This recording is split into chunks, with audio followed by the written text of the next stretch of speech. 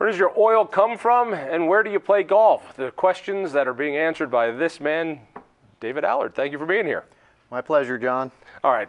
This is a fascinating title of a book. The World of Culture, Oil, and Golf. How do these three things mix? Well, I was inspired to write a book about the business of finding oil and gas around the world. I just was lucky enough to end up with so many different assignments. I worked in 20 different countries over 20 years. Started compiling stories, and I just want to share that story with people so they can read about how difficult it is. If I understand what you did, your job was basically move all over the world and help find the oil and then convince the country there to let you poke holes in the ground. Is that basically it? No, not exactly. By the time the geologists arrive on the scene, the contract negotiations are done. Really? So there's a lot of work up front. To most countries that have oil and gas leases hold an auction or a sale, and you bid. You may bid to how many wells you're going to drill. You might bid how much money you're going to invest, those kind of things, if you're going to shoot seismic data. But a big part of that is to invest in the local community. We have to really be respectful of the host country where we're exploring for oil and gas. That sounds like an oil and gas line. We care about the environment. There'll be commercials of kids running through cornfields and stuff like that. That's right. So the image is big American oil company comes in, a bunch of villagers there sitting in a circle around the fire. You throw some Coca-Cola bottles at them. They're amused and force them to sign something they can't read, and then you start drilling. I'm assuming that's the way it works. Not exactly, John.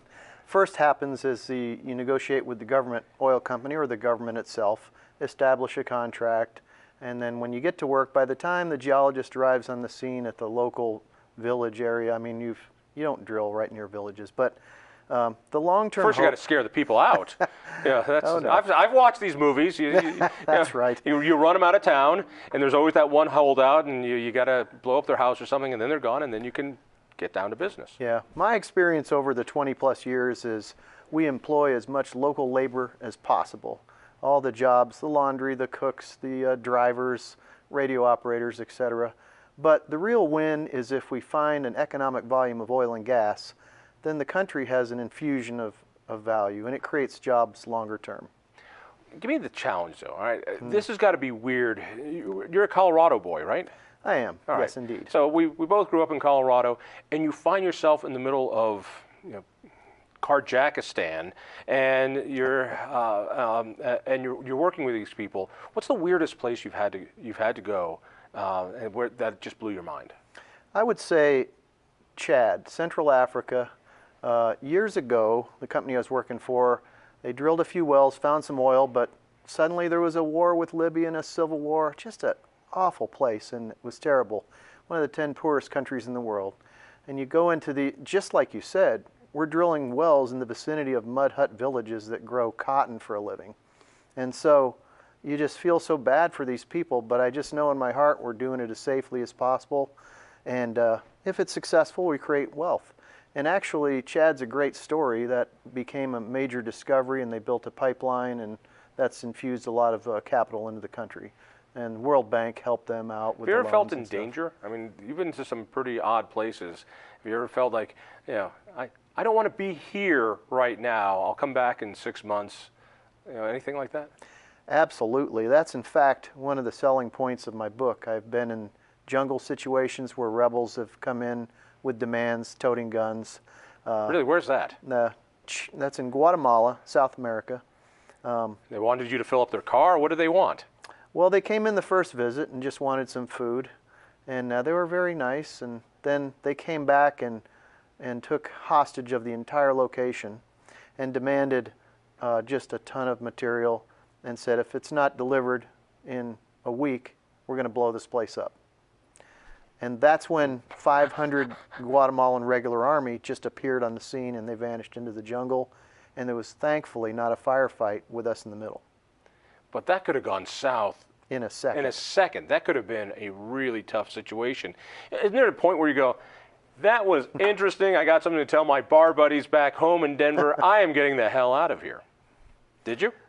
No, I carried on. You know, I just enjoy the risk of it. There's a below ground risk too. My great focus as a geologist is we essentially make the maps and say, here's where you should drill for oil and gas, but it's an incredibly risky business in the exploration arena. So you may go into these countries and spend all that money and find nothing, which was the case in Guatemala. But I've gone on to, work in Egypt, worked in Scotland for the North Sea. So it's just What's the biggest lesson you've learned? I mean, you're dealing with, there's a map in here showing all the places where you've worked and lived. I couldn't imagine more diverse cultures. What have you learned throughout all of this?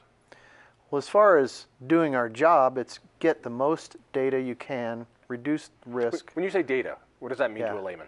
That means before you drill a well, you want to study that basin geology, get all the offset wells that have been drilled in the past, go look at rock outcrops, read every paper, make maps, maybe shoot seismic data. So you're a treasure hunter. Essentially. And you're trying to find where on the map there the X is and poke the hole there. And so you've got to find where the X is, and you've got to do all this stuff, sometimes in pretty unpleasant places. Exactly. Give me an example of like physically the most difficult place to poke a hole. I mean, I'm thinking, the north of Alaska. That's tough, and the Arctic. But where have you been that you go, we got to put a pipe here? Right. Well, I guess it would be the mountains of eastern Turkey, is remote. Offshore in the North Sea. I mean, you're 100 miles offshore, the South China Sea, off the coast from Hong Kong. We're drilling there in cooperation with China. And you're 100 miles offshore, and you just think, okay, if I don't recognize the problem in the geology we're drilling into, you could have a blowout. So there's incredible risk with that. Not that that's ever happened. Yes, indeed it has. All right, you're going to tell me some more of the lessons learned. One, get the data. Number two, what? Number two is really respect the host country where you're working and understand how you can work together best. You know that sounds like pap. You know that sounds, oh, look, the oil guys here saying, well, we work together with the local culture. Right. But come on, what does that really mean? Well, that means you might have a contract to drill in a certain way, and you may have an obligation to drill so many wells. You want to complete the obligation you've made. If you're successful and make a discovery of a field, you might spend some money to amp up the local schools. I mean, that kind of work happens all the time. And, that's not really advertised. Oil companies have a bad reputation as being a dirty industry, but, every country I know uses oil and gas for heating, transportation. So what about some of the cultural issues? I mean, you've been in places where women aren't treated well, or a certain ethnic minority isn't treated well. Do you just look the other way when you see that? How does that work in business? Well, for example, working in Egypt, that was a tough thing to see. The Arab world, I learned a lot about that culture. What'd you learn? And I learned that the people we had working in the office were well educated and tried to tell us about, the Muslim world, and people that worked on my staff would stop, have a prayer moment. I just wait, and I respect that.